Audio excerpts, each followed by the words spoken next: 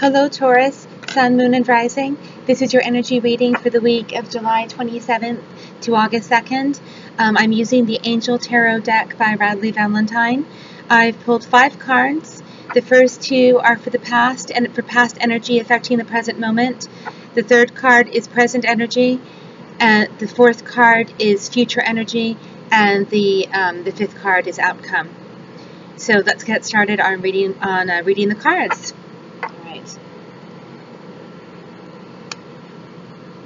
The first card in the past position is the Five of Air. Of course, the Five of Air is the Five of Swords in traditional Rider-Waite Tarot. The Five of Air means that perhaps there was a decision you made that might have not been the best one.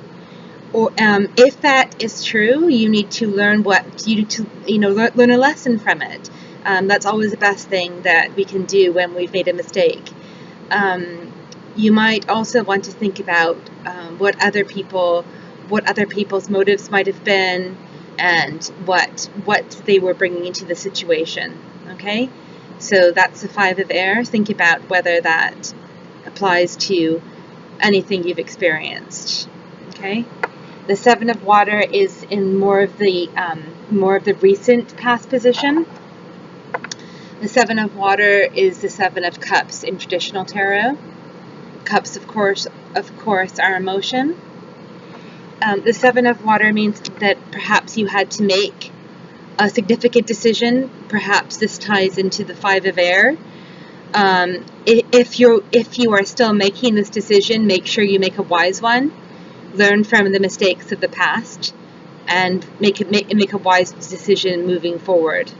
Okay? If you've already made the decision and it hasn't worked out, do everything you can to fix the situation. Okay? The Knight of Earth is in the present position. The Knight of Earth is a court card, and court cards can represent people in your life or aspects of yourself or situations.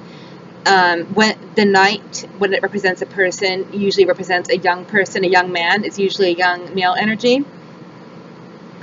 Earth, it of course represents material concerns, financial concerns, material resources. And what this card is telling you is that you need to take the incentive to get things done right now, and to achieve what you want to achieve, and to work towards those things. You have to show real dedication towards, finally doing the things that you've been wanting to do. Okay, the Four of Air is in the future position, future energy. The Four of Air can mean that you need to have some rest. So perhaps after all the hard work you'll be putting in with the card in the present position, perhaps we need a bit of rest, and that's perfectly fine. And part of life, of course, we have to keep balance. And perhaps you should spend some time meditating too, with that card.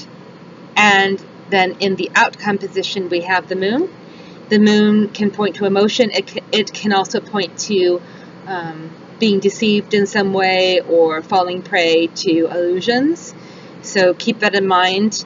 But then a positive thing that the Moon can point to is, getting new, psychic insights, and